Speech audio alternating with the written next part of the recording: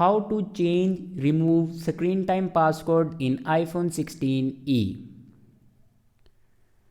So let's start the video. First of all, open settings. In settings, scroll down and here you can see the option screen time. Now click on screen time and then scroll down and here you can see the option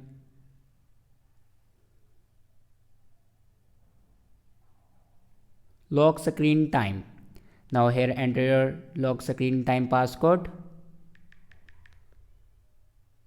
and here enter your email or phone number and then click on OK.